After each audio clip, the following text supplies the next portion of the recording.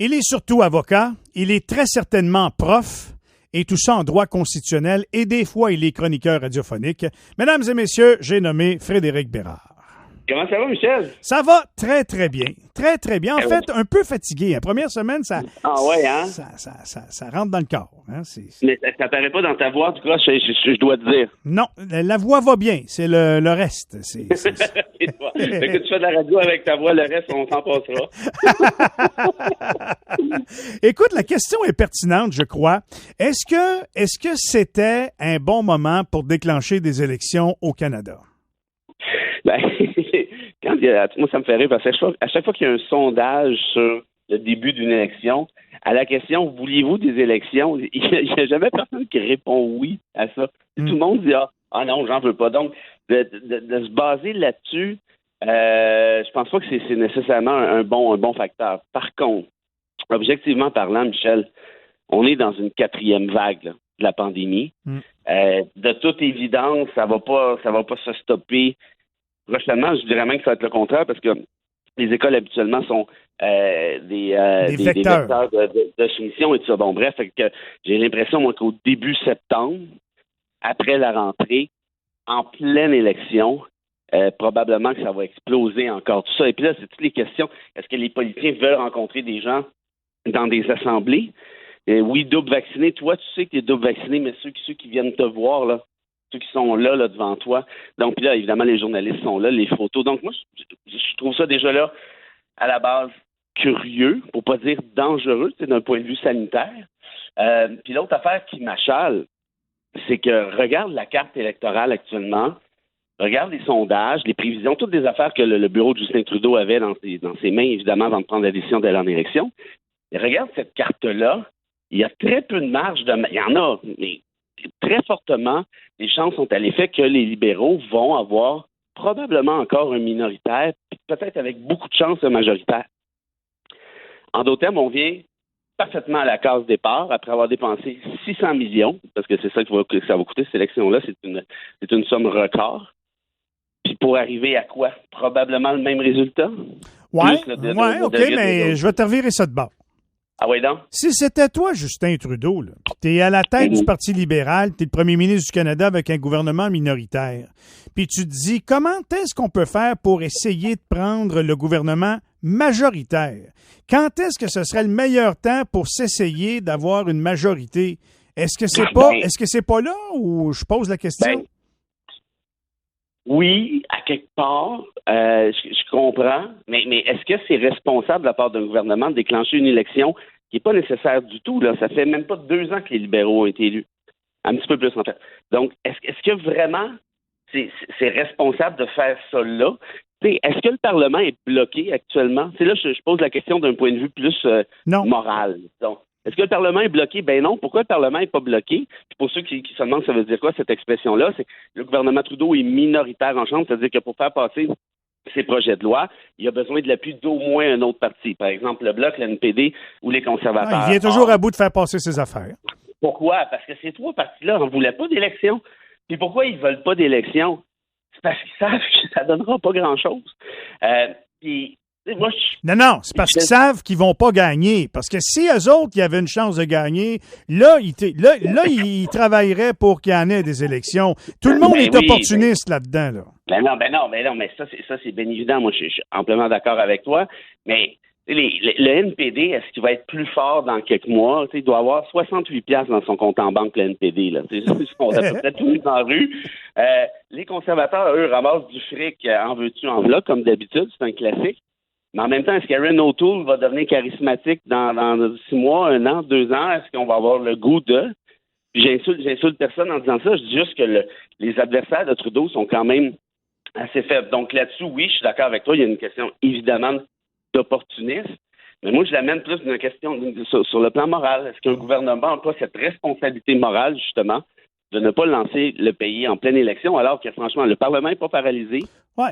Et 2... Non, t'as raison. Moralement, effectivement, je pense que tu nous as fait la démonstration que c'était pas nécessaire, mais en même temps, j'ai envie de dire, stratégiquement parlant, si t'étais le conseiller du PM, mon frère, d'après moi, on s'en ira en élection au mois de... Écoute, tu savais, Machiavel, en gros, Faites ce que je dis, pas ce que je fais, hein. Fait qu'essentiellement, c'est ça. OK, maintenant, les autres chefs, là, ça pogne-tu ou ça pogne pas avec l'électorat?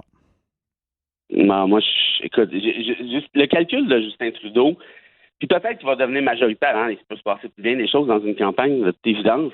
Mais le calcul, c'est justement la faiblesse de ses adversaires, je pense. Moi, j'aime beaucoup personnellement Jack Mincing. Je l'ai rencontré, je l'ai passé en entrevue. Il avait enlevé son turban avec moi pour la première fois là, à télé et tout. J'aime beaucoup le gars. Attends un peu, recommence ça. Il y a quoi? Je savais pas? Non. Là, écoute, ça a peut-être 2 ans de ça, 2 ans et demi, 3 ans, je sais pas. Il était venu à mon émission au Journal Métro qu'on appelle Discussion de salon. Et c'était stagé, évidemment, là. Il m'avait offert, sa gang m'avait offert, en fait, voulez-vous que Jagmeet enlève son turban pour la première fois? moi, oui, OK, mais je veux pas être, je veux qu'il soit à l'aise, là, je veux pas avoir l'aise de l'épais. Là. Quand il enlève ça, je ferais pas ça, là. Et puis, tout a été comme sur des roulettes, ils ont enlevé ça. Tu peux aller voir ça sur YouTube, je pense que ça a été vu quelques millions de fois, là. Ça a été une grosse affaire parce qu'ils ont ramené ça à la dernière campagne électorale. Puis évidemment, il y avait beaucoup de gens qui disaient il est donc bien beau, il a donc des beaux cheveux. On n'était pas dans le domaine du contenu, on s'entend. Mais, ouais, il y a pas mal, il y a une papier crinière, quoi. Hey, écoute, c'est Frank Zappa, là. Solide. Solide, hein? Je regarde les images, je viens de comprendre. Ouais. Tout à fait. Tout à fait. Fait que lui, tu l'aimes bien. En fait, je l'aime bien, je veux dire, c'est un bon gars, tu sais, mais est-ce qu'il est capable de faire augmenter l'adhésion au NPD actuellement? Je pense que ça va être difficile. Erin O'Toole, lui, il va être coincé de 2 manières. Parce que c'est un gars qui est quand même assez, assez centriste pour les conservateurs. Puis là, il va être pogné avec une certaine gang de bozos. Là. Il y avait, je pense, 55% de ses membres qui refusaient de reconnaître le réchauffement climatique dans une dernière convention. Fait que là, lui, il dit non, il dit, moi, je sais, il y en a du réchauffement climatique, mais là, il faut que tu traînes ce parti-là avec plus de la moitié des membres. Là, je te donne un exemple parmi d'autres, évidemment. Donc, ça pour dire qu'Auto, il est quand même relativement centriste. C'est pas un bozo, c'est pas un gars dangereux. Non, mais le problème, c'est que dans l'Ouest, les conservateurs, même avec Bozo le clown, ça passe bien. Le problème, c'est dans l'Est, c'est là que ça se joue. Ils l'ont fait pendant longtemps avec Stephen Harper, si tu veux mon avis, mais en tout cas, bref. Oui, mais ça, tu as raison. Auto, est-ce qu'il peut faire des gains? Moi, ça franchement, j'en doute. Puis au Québec, ben là, la bataille va se faire entre François Blanchet et le Bloc et évidemment les libéraux, à mon avis. Le NPD et les conservateurs, je pense que ça va rester quand même relativement marginal comme impact. Mais M. Blanchette, il est bon. Moi, je trouve qu'il est solide, il répond bien aux questions. Je pense qu'il y a pas mal de personnes qui, auparavant, disaient « Bon, ça donne rien d'avoir le Bloc », mais en l'écoutant, il y a des gens qui trouvent peut-être une raison de voter pour le Bloc.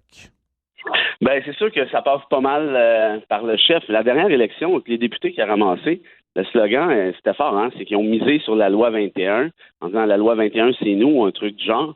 La loi 21, c'est pas fédéral du tout, là, c'est à Québec. Ça n'avait rien à voir. Ouais. Puis ils ont joué là-dessus pour surfer justement sur cette vague-là, parce qu'il y a des gens qui disaient ben là, si t'es en loi 21, moi je suis pour la loi 21. Donc bref, mais c'était essentiellement une arnaque.